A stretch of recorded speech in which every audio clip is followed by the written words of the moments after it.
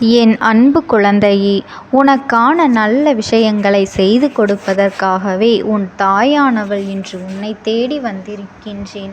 என் தங்கமே, நீ யாரை அதிகமாக நேசிக்கின்றாயோ அவர்களுடைய மனதில் என்ன இருக்கின்றது என்பதனை உன்னிடத்தில் தெரிவிப்பதற்காக வந்திருக்கின்றேன். என் குழந்தையின் மனதில் இப்பொழுது ஏகப்பட்ட குழப்பங்கள் எல்லாம் இருந்து கொண்டிருக்கின்றது அல்லவா?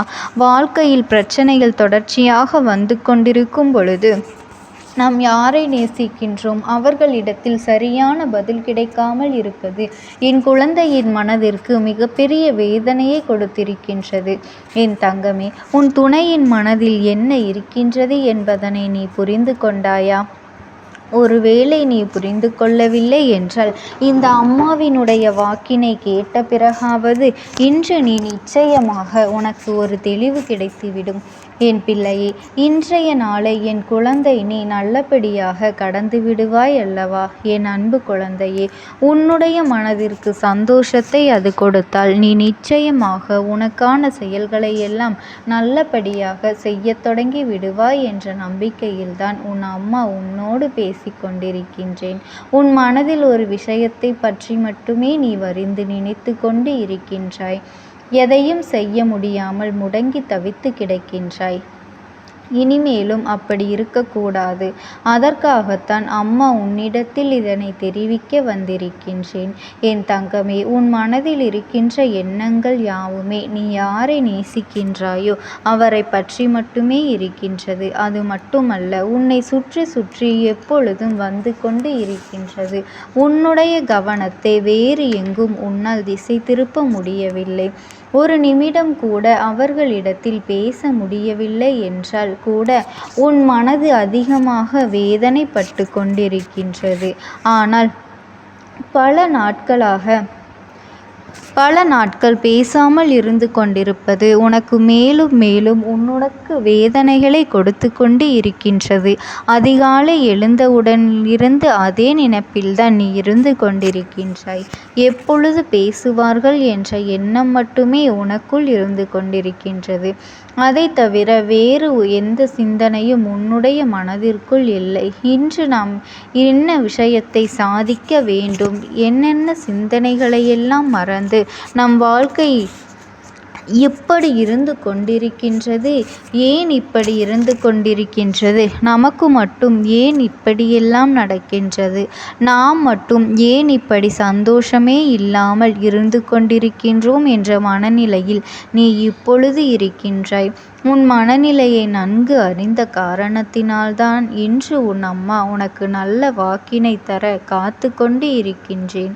என் செல்ல குழந்தையே, உன் மனதில் ஏற்பட்ட காயங்களுக்கு நிச்சயமாக உன் அம்மா ஒரு நல்ல பதிலையும் நல்ல தீர்வினையும் கொடுக்க போகின்றேன்.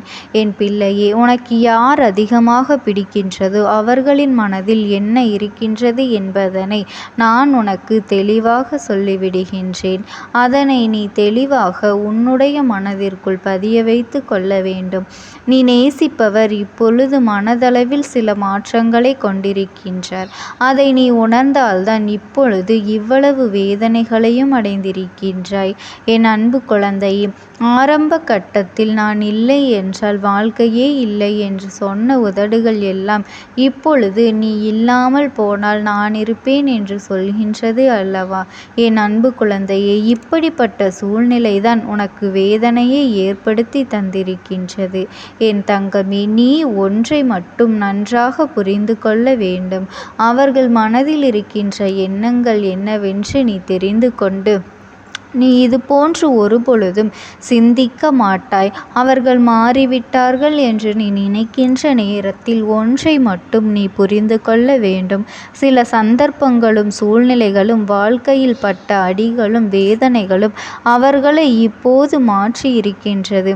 தானாக எந்த ஒரு மாற்றங்களும் நடக்கவில்லை என்பதனையும், அவர்களாக சூழ்நிலை காரணமாகத்தான் மாறியிருக்கின்றார்கள் என்றும் நீ சொல்வது எல்லாம் உண்மைதான். அதை அம்மா நான் ஒருபொழுதும் மறுக்கவில்லை.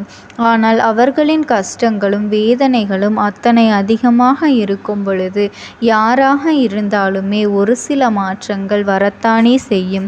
அந்த மாற்றங்களை எதிர்கொள்ள நாம் தான் பழகிக்கொள்ள வேண்டும். என் செல்ல குழந்தையே, இந்த மாற்றங்கள் உனக்கு ஏற்றுக்கொள்ள முடியாததாக இருந்தாலுமே இந்த மாற்றத்தினால் உனக்கு எந்த பாதிப்பும் இல்லை.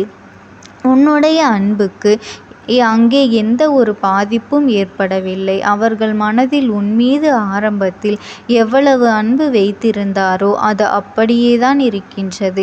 இடையில் ஏற்பட்ட சில சூழ்நிலைகளின் காரணமாகத்தான் மாற்றங்கள் வந்து கொண்டு இருக்கின்றது. ஆரம்பத்தில் பேச்சுக்கள் அதிகமாக இல்லை, ஆனால் அதன் பிறகு பேசுவதற்கு அதிகமாக தொடங்கிவிட்ட பிறகு இப்பொழுது கருத்து வேறுபாடுகள் அதிகமாக வரத் தொடங்கி இருக்கின்றது அல்லவா? இது போன்ற கருத்து வேறுபாடுகள் ஏற்படும் போது இது நமக்கு உகந்த வாழ்க்கைதானா என்று கூட நீ சிந்திக்கின்றாய். ஆனால் என் செல்லமே, உன்னுடைய அந்த நேசிக்கும் உறவானது, உன்னுடைய துணையானவர் ஒரு பொழுதும் இந்த வாழ்க்கை நமக்கு சரியானது இல்லை என்று சிந்தித்தது கிடையாது. கோபத்தில் வார்த்தைகளை அதிகமாக விட்டாலும் எந்த ஒரு சூழ்நிலையிலும் நீ எனக்கு வேண்டாம் என்றோ இந்த வாழ்க்கை எனக்கு சரிப்பட்டு வராது என்றோ அவர் சொல்ல நினைத்தது கிடையாது. என் தங்கமே, நீ கூட அவசரத்தில் ஏன் தான் இந்த வாழ்க்கையை நான் தேர்ந்தெடுத்தேனோ, எதற்காக இந்த வாழ்க்கை எனக்கு இத்தனை கஷ்டத்தை கொடுத்து கொண்டு இருக்கிறதோ, நான் எடுத்த தவறான முடிவினால்தான் இப்பொழுது இத்தனை கஷ்டங்களையும் அனுபவித்து கொண்டிருக்கின்றேன் என்றெல்லாம் நினைத்திருக்கின்றாய். ஆனால் உன்னுடைய துணை ஒரு பொழுதும் அப்படி நினைத்தது கிடையாது. அவரினுடைய உணர்வுகளுக்கு நீ மதிப்பு கொடுக்க வேண்டும். அது மட்டுமல்ல என் அன்பு குழந்தையே, உங்களின் இருவரின் உணர்வுகளுக்கும் நான் மதிப்பு கொடுத்து கேட்டுக்கொண்டுதான் இருக்கின்றேன். அவர்களுடைய எண்ணங்கள் என்னவாக இருக்கின்றது தெரியுமா?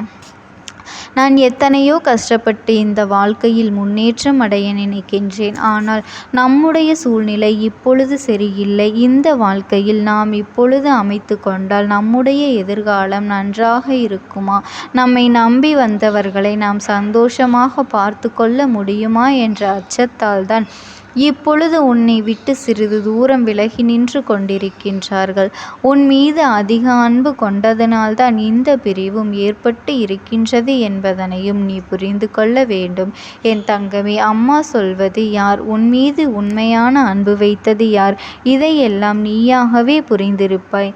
சந்தர்ப்ப சூழ்நிலையின் காரணமாக யார் உன்னை விட்டு பிரிந்து நிற்கின்றார்களோ அவர்களுக்கு மட்டுமே இந்த வாக்கு பொருந்தும் என்பதனை நீ மறந்து விடாதே.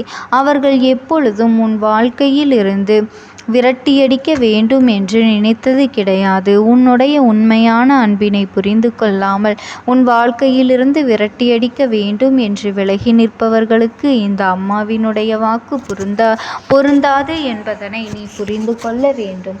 என் தங்க குழந்தையே, இந்த தாயானவளினுடைய அன்பும் ஆசீர்வாதங்களும் உனக்கு என்றென்றைக்குமே முழுமையாக கிடைத்து கொண்டே இருக்கும்.